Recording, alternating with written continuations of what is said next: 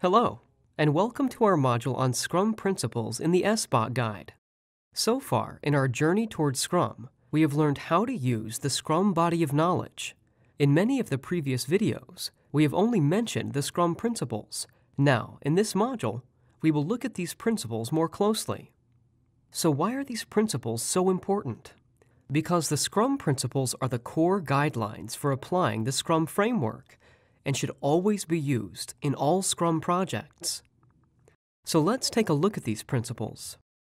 The 6 Scrum principles are empirical process control, self-organization, collaboration, value-based prioritization, time boxing, and iterative development. You can see how they are arranged in this diagram. Note that Scrum principles can be applied to any type of project in any organization and should always be followed in order to ensure effective implementation of the Scrum Framework. Scrum principles are non-negotiable and should be applied as specified in the SBOT Guide. Keeping the principles intact and using them appropriately instills confidence in the Scrum Framework with regard to attaining the objectives of the project.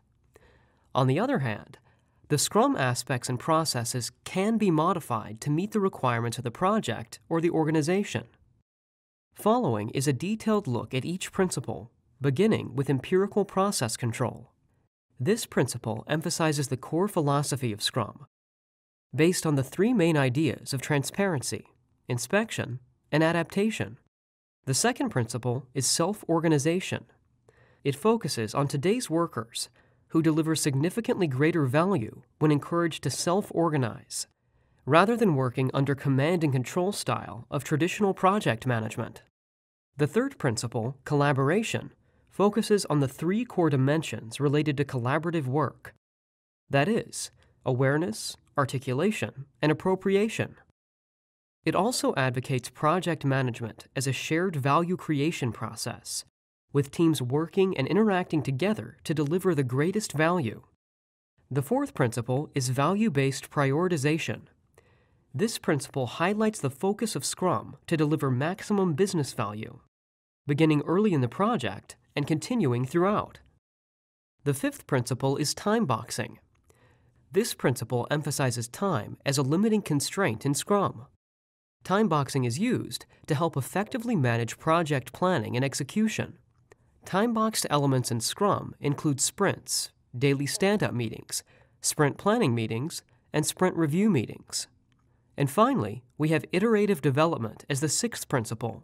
This principle defines iterative development and emphasizes how to better manage changes and build projects that satisfy customer needs. It also delineates the product owners' and organization's responsibilities related to iterative development. That covers the 6 Scrum principles. These will continue to be developed throughout our other course modules. Thank you for learning with us.